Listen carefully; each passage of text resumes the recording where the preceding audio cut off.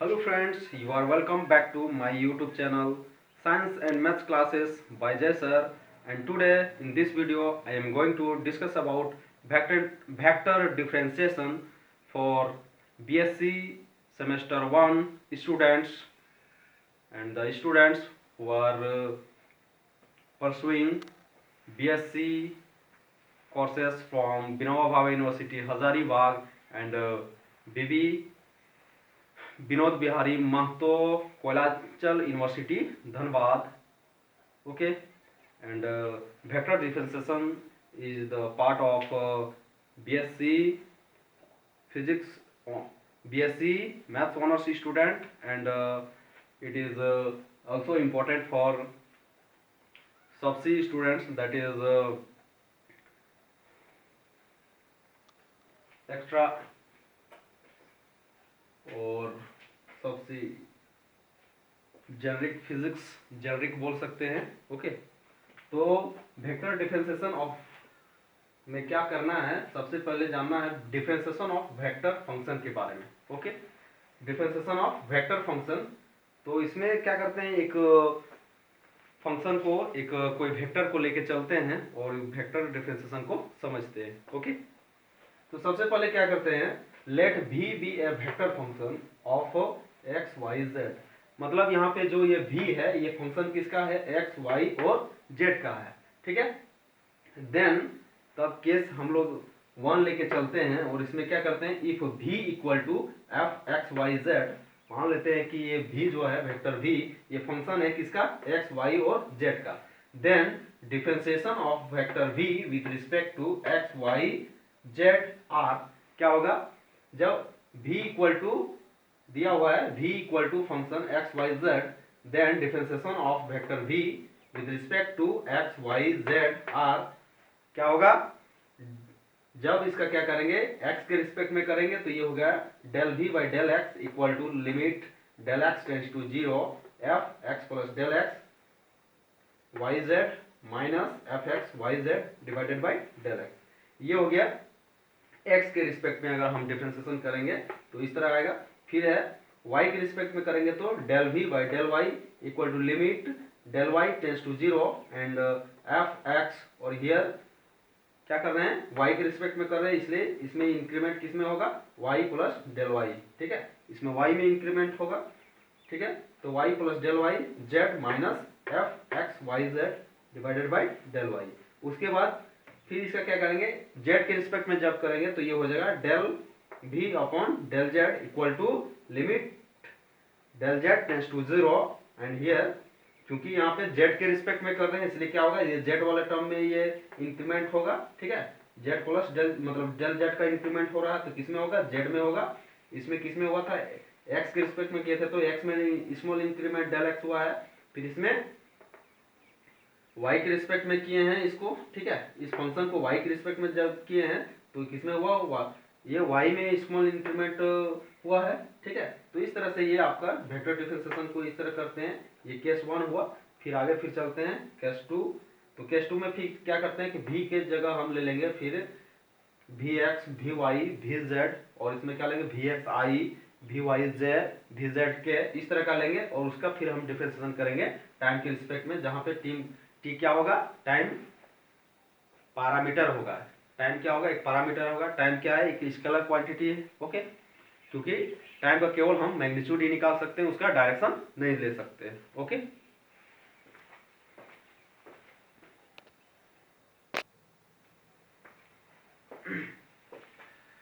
तो आगे फिर चलते हैं, कंटिन्यू है ना. केस 2 में क्या बोलते हैं, if v equal to v x i plus v y z plus v z k be the component vector of v where, यहाँ से क्या है, ये सब क्या है, v x i plus v y z v y j plus v z k be the component vector of v where v x v y v z are continuous scalar function of scalar parameter t. यहाँ पे क्या है, parameter t है लिया गया है जो क्या है, स्केलर है. Scalar means which have only which has only magnitude. Okay, then dv by dt equal to dvx upon dt I plus dvy upon dt j dvz upon dt k। Okay, यहाँ क्या किए, इसको जब हम time के respect में differentiate करेंगे तब ये अलग अलग सारा कंपोनेंट अलग अलग हो जाएगा। ठीक है, ऐसे कंपोनेंट तो ये x कंपोनेंट है, y कंपोनेंट है, ये z कंपोनेंट है। तो यह कितना हो जाएगा, dv upon dt equal to dvx upon dt I plus dvy upon dt j plus dvz upon dt k। यहाँ से क्या हो गया, ये इतना हो जाएगा। अगर इस तरह का फंक्शन रहेगा तो इसको इस तरह से डिफरेंशिएट करेंगे। ओके, फिर केस 3 क्या है कि हम लोग जानते हैं कि क्या होता है, कोई भी एक आपका क्या बोलते हैं कांस्टेंट फंक्शन होता है तो उसका डिफरेंशिएशन 0 होता है। ओके, तो यहाँ से फिर क्या होगा, अगर वेक्टर फंक्शन अगर कांस्टेंट है तो क्या होगा, उसका भी डिफरेंशिएशन 0 होगा। If a be a constant vector function then क्या होगा, therefore dA by dt equal to 0। Okay, हम लोग जानते हैं अच्छी तरह से कि कोई भी फंक्शन जो क्या होता है स्केलर होता है या तो फिर कांस्टेंट होता है, ठीक है, उसका कितना होगा, डिफरेंशिएशन 0 होगा। स्केलर नॉट क्या बोले, अगर कोई कांस्टेंट फंक्शन होगा तो उसका डिफरेंशिएशन 0 होगा। ओके, उसके बाद हम कुछ आगे देखेंगे प्रॉपर्टीज ऑफ वेक्टर डिफरेंशिएशन। मान के चलेंगे कि r1 vector r1 and vector r2 कोई ये दोनों क्या है, वेक्टर है, और इसके product dot product cross product और इसके और प्रॉपर्टीज को किस तरह से हम लिखते हैं। ओके,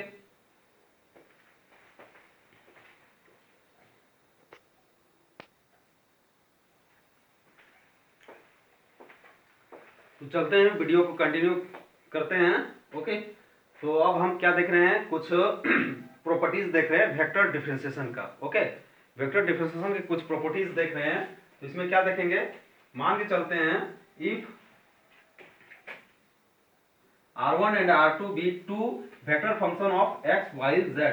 ओके, मान लेते हैं कि r1 और r2 क्या है, दो कोई वेक्टर है, फंक्शन है, ठीक है, दो कोई वेक्टर है और किसका फंक्शन है, x y और z का फंक्शन है। If r1 and r2 be two vector function of x y z, मान लेते हैं r1 और r2 क्या है, दो वेक्टर फंक्शन है, किसका, x y और z का। ओके, देन अगर तब क्या होगा, अगर r equal to r1 plus r2 है तब हम क्या करेंगे, इसका जब डिफरेंशिएशन करेंगे टाइम के रिस्पेक्ट में तो क्या होगा, dr upon dt equal to dr1 upon dt plus dr2 upon dt। Okay, जिस तरह से सिंपल डिफरेंशिएशन का रूल है कि अगर दो कोई अगर फंक्शन दिया हुआ है, पोलिनोमियल दिया हुआ है, ठीक है, या तो फिर इस तरह का अगर दिया हुआ है सम में, है ना, कोई वेक्टर फंक्शन है या तो कोई सिंपल जो जिस तरह का डिफरेंशिएशन का जो रूल होता है कि अलग अलग फंक्शन होता है तो क्या होता है, हम उसको अलग अलग उसको डिफरेंशिएट करते हैं। तो यहाँ से क्या है, r1 r2 क्या है, दो अलग अलग वेक्टर है, इसको अलग अलग डिफरेंशिएट कर रहे हैं। ठीक है, तो dr upon dt equal to dr1 upon dt plus dr2 upon dt। फिर क्या करते हैं, जिस तरह से u इंटू वी का डिफरेंशिएशन होता है, ओके, प्रोडक्ट रूल जो है डिफरेंशिएशन का, उसके हिसाब से जब क्या करते हैं, डॉट प्रोडक्ट जब लेंगे r1 और r2 का डॉट प्रोडक्ट और उसका डिफरेंशिएशन करेंगे। ठीक है, तो क्या कर रहे हैं, डिफरेंशिएशन dr1 डॉट r2, यहाँ r1 डॉट r2 का डिफरेंशिएशन कर रहे हैं, तो क्या होगा, r1 पहले कांस्टेंट रखेंगे, r1 को बाहर, फिर डॉट, ठीक है, वेक्टर r1 डॉट क्या होगा dr2 अपॉन dt प्लस, फिर से क्या करेंगे, r1 पहले कांस्टेंट ले लिए हैं, अब क्या करेंगे, r2 को कांस्टेंट रखेंगे और r1 का डिफरेंशिएशन करेंगे, तो ये हो गया dr1 upon dt dot r यहाँ से हो जाएगा ये r2।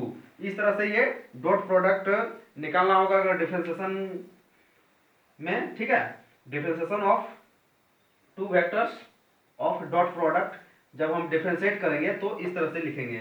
ठीक है, तो ये हो गया ये डॉट प्रोडक्ट का ये डिफरेंशिएशन। ओके, ये इंपॉर्टेंट प्रॉपर्टीज है किसके लिए, differentiation of two vectors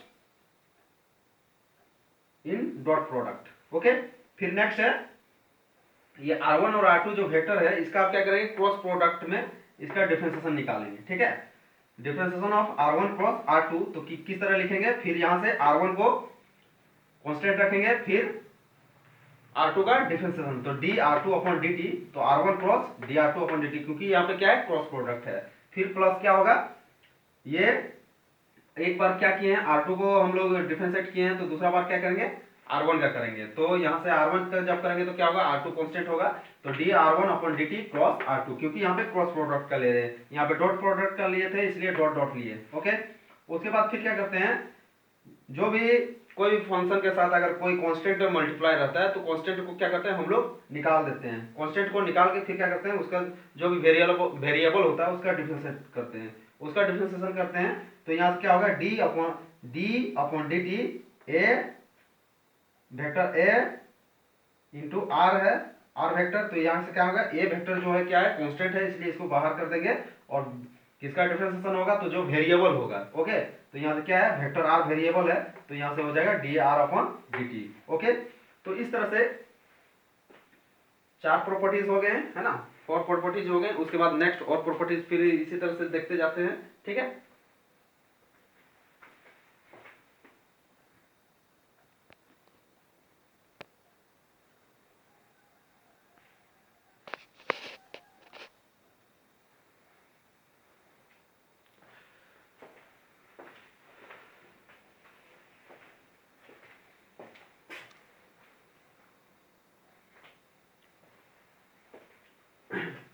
okay, तो नेक्स्ट फिर 4th प्रॉपर्टीज के बाद नेक्स्ट प्रॉपर्टीज में आते हैं, तो उसके बाद है 5th प्रॉपर्टीज, ठीक है। 5th प्रॉपर्टी है differentiation of scalar triple product, ठीक है। स्केलर ट्रिपल प्रोडक्ट का डिफरेंशिएशन किस तरह से हम निकालेंगे, तो सबसे पहले स्केलर ट्रिपल प्रोडक्ट को किस तरह से लिखते हैं उसको देख लेते हैं। तो ये है आपका vector r equal to square bracket में लिखते हैं इसको इस तरह से r1 r2 r3, और इसी को हम लिख सकते हैं vector r1 dot r2 cross r3। इस तरह से हम स्केलर ट्रिपल प्रोडक्ट को इस तरह लिखते हैं। ओके, अगर 3 वेक्टर होता है इस तरह का r1 r2 r3, तो हम स्केलर ट्रिपल प्रोडक्ट को इस तरह से लिखते हैं r1 dot r2 cross r3।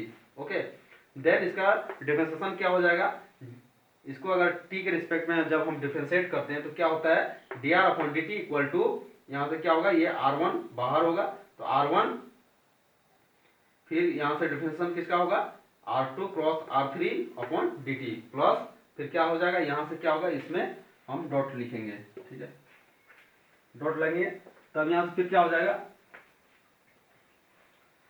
यहाँ से dr1 upon dt dot r2 cross r3, ये हो गया स्केलर ट्रिपल प्रोडक्ट का डिफरेंशिएशन। उसके बाद है differentiation of vector triple product if r equal to r1 cross r2 cross r3। इस तरह से r1 और ये r2 और r3 क्या है, ये दोनों ब्रैकेट में है, तो इस तरह का अगर हम डिफरेंशिएशन निकालते हैं तो क्या लिखते हैं, then dr upon dt equal to, पहले r1 को क्या करेंगे, कांस्टेंट रखेंगे, और r2 क्रॉस r3 का डिफरेंशिएशन निकालेंगे, तो r1 cross d upon dt r2 cross r3, ठीक है। ये इसका डिफरेंशिएशन हो गया। अब क्या करेंगे, नेक्स्ट टाइम जो है u इंटू v का हम जब प्रोडक्ट रूल अप्लाई कर रहे हैं यहाँ पे, ठीक है, तो यहाँ से क्या होगा, डिफरेंशिएशन निकाल रहे हैं u इंटू v वाला, तो यहाँ से क्या होगा, एक बार u को बाहर लिखे तो v का डिफरेंशिएशन हुआ, जैसे इसको u मान लिए इसको v मान लिए, तो ये u बाहर हो गया और v का डिफरेंशिएशन हो गया, तो इस तरह से। तो यहाँ चूंकि क्रॉस प्रोडक्ट का है ना, वेक्टर ट्रिपल प्रोडक्ट है, फिर क्या करते हैं, इसका क्या हो गया, u बाहर रखें और v का होगा, तो आप क्या करेंगे, v को बाहर रखेंगे, तो v कौन है, ये आपका r2 क्रॉस r3 क्या है, आपका v हो गया, और u का डिफरेंशिएशन हो गया, मतलब dr1 अपॉन dt, ठीक है। तो इस तरह से ये हो गया वेक्टर डिफरेंशिएशन का प्रॉपर्टीज हो गया, ठीक है। ये 6 प्रॉपर्टीज है, और ये इन्हीं 6 प्रॉपर्टीज को लेकर हम फिर क्या करते हैं, क्वेश्चन को सॉल्व करते हैं। तो इसके बाद जो हम क्वेश्चन सॉल्व करने वाले हैं वो क्वेश्चन जो है आपका क्या है, mathematics honours for Vinoba Bhave university Hazaribagh students and Vinod Bihari Mahato Koyalanchal universities, ठीक है। विनोद बिहारी महतो कोयलांचल यूनिवर्सिटी के स्टूडेंट्स के लिए बहुत ही इंपॉर्टेंट है, मतलब उनके सिलेबस से है। ओके, और ये आपका जो है 2010 के एग्जामिनेशन में विनोबा भावे यूनिवर्सिटी हजारीबाग की स्टूडेंट्स के लिए जो है ये पूछा गया क्वेश्चन है, ठीक है। ये विनोबा भावे यूनिवर्सिटी हजारीबाग की स्टूडेंट्स के लिए ये इंपॉर्टेंट है, और क्या बोलते हैं, कोयलांचल यूनिवर्सिटी धनबाद, दोनों के स्टूडेंट्स के लिए, चाहे वो मैथ्स ऑनर्स कर रहे हो या तो फिर फिजिक्स ऑनर्स, जो जिनका क्या है सब्सिडरी में मैथ है, उनके लिए ये बहुत ही इंपॉर्टेंट है क्योंकि उनके सिलेबस का चीज़ है ये। ओके, तो फिर क्या करते हैं, एक नेक्स्ट इंपॉर्टेंट क्वेश्चन को डील करते हैं, उसको सॉल्व करते हैं, क्योंकि ये जो क्वेश्चन हम सॉल्व करने जा रहे हैं वो क्वेश्चन 2010 के एग्जामिनेशन में पूछ चुका है, विनोबा यूनिवर्सिटी हजारीबाग के एग्जामिनेशन में। ओके,